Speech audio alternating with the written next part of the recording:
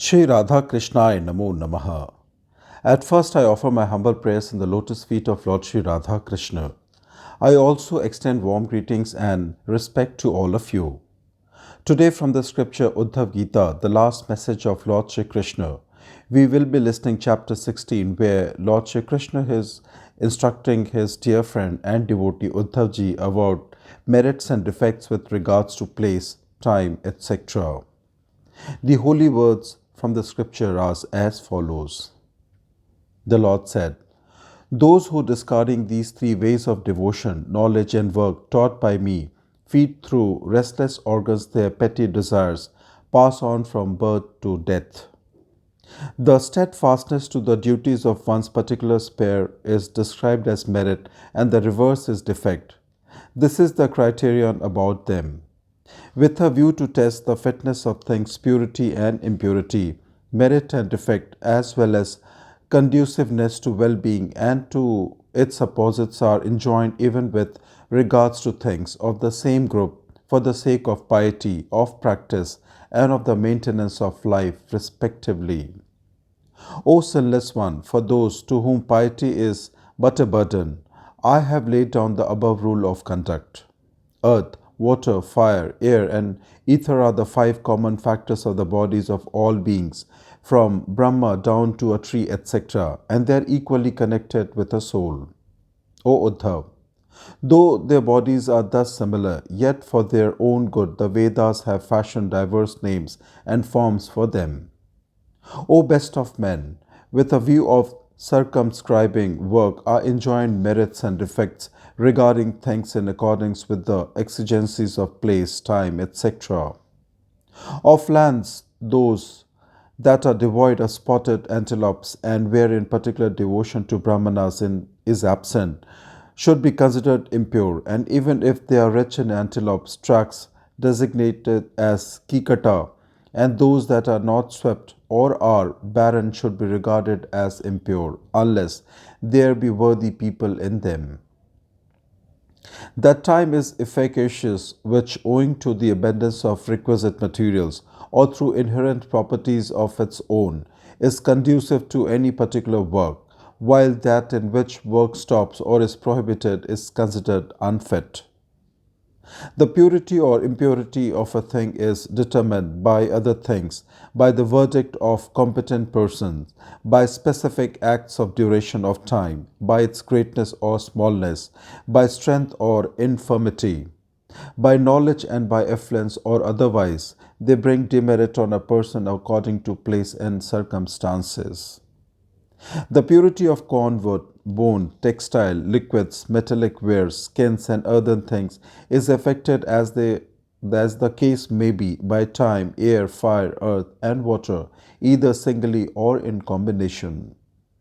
That through which a thing coated with some impure stuff gives up its foreign smell and coating and returns to its natural state is considered a purifying agency for that thing and should be made use of till the desired result is produced. Ablution, charity, austerities, ceremonies, and observances performed according to stages of life and strength and remembrance of me serve to purify a person. Thus purified, a twice born should perform religious acts. The purity of a mantra consists in its being duly understood, that of work in which offered unto me.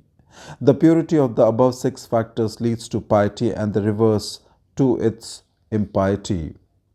Sometimes a merit even turns into demerit and a demerit into merit by virtue of an injunction. Thus the regulation with regard to merit and demerit merely annuls their distinction. The doing of the identical deed is no sin in the case of those already much too degraded, while association with the opposite sex is allowable to those to whom it is in order. A man already lying low on the ground can no more fall. From whatever one abstain, one gets rid of that. That is the righteous conduct that leads to the well-being of men and removes their grief, infatuation, and fear. By ascribing worth to sense objects, a man comes to be attached to them. From attachment arises the desire from them, and desire leads to dispute among men. Dispute engenders vehement anger, which is followed by infatuation. Infatuation quickly overpowers his hitherto abiding consciousness of right and wrong. O noble soul, when a man is deprived of this conscience, he becomes almost a zero.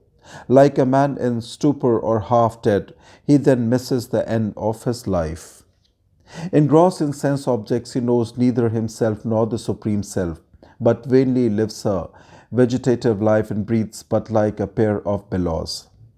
The Vedic passages treating of fruits of work do not set forth the highest well-being of men, but are mere inducements, like those for taking a medicine, spoken with a view to leading people to their highest good. Men are from their very birth attached to sense objects, to things affecting their physical welfare, and to their relatives, all of which are but sources of danger to them. How can the all-knowing Vedas again recommend sense enjoyments to people who, ignorant of their true well-being, wander in the paths of enjoyment only to enter into deeper gloom, and who submit to the guidance of the Vedas themselves? Certain fools, not knowing this trend of the Vedas, speak to the florid description in them of the fruits of work as all in all. But the real knowers of the Vedas do not say like that. People hankering their desires, mean-spirited and avaricious, who mistake flowers for fruits, are deluded by work performed with the help of fire, which but leads to the path of smoke, and never know the truth of their self. My friend, though I am in their heart and I am the cause of the universe, yet they do not know me because they only talk of work and seek to satisfy their senses, as is the case with those who have been blinded by a fog.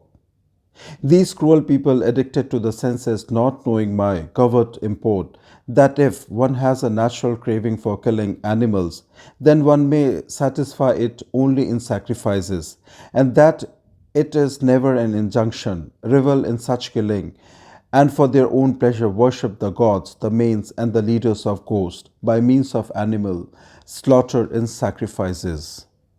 Imagining in their heart a future world which is dreamlike, unreal, and agreeable to the ear, only they spend their money like a trader. Attached to Rajas, Sattva, and Tamas, they worship not me, but the gods, etc., who have Indra for their chief and are concerned with Rajas, Tamas, and Sattva, even that not in the right way. They think, worshipping the gods here through sacrifices, we shall go to heaven and enjoy there, at the end of which we shall again be born in noble families with large mansions. These men, who with their minds thus upset by the flowery statements in the scriptures, are vain and exceedingly greedy, never like even a reference to me. The Vedas, comprising 3 sections, deal with the identity of Jiva and Brahman, but the mantras are indirect in their import, and this indirectness I like. The manifestation of Brahman as the word, which is conditioned by the pranas, the mind, and the organs, is most subtle, limitless, profound, and unfathomable, like the ocean.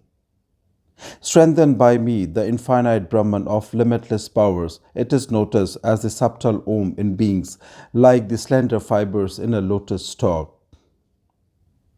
Gayatri, Ushnik, Anushupta, Brihati, Pankati, Trishtup, Jagati, Ati Jagati, which belongs to class known as Atashati, and Atvirat. What the Vedas enjoy, what they express, and what they tentatively state merely to refute the secret of this, none in the world knows except myself. Me they enjoin and me express, and what is stated therein only to be refuted is also I. This is the import of the entire Vedas, with me as their substratum. The Vedas tentatively state duality as an illusion, and refuting it at the end are satisfied. Thus concludes Chapter 16 from the scripture Uddhav Gita, the last message of Lord Shri Krishna. Thank you for listening. Shri Radha Krishnai Namo Namaha.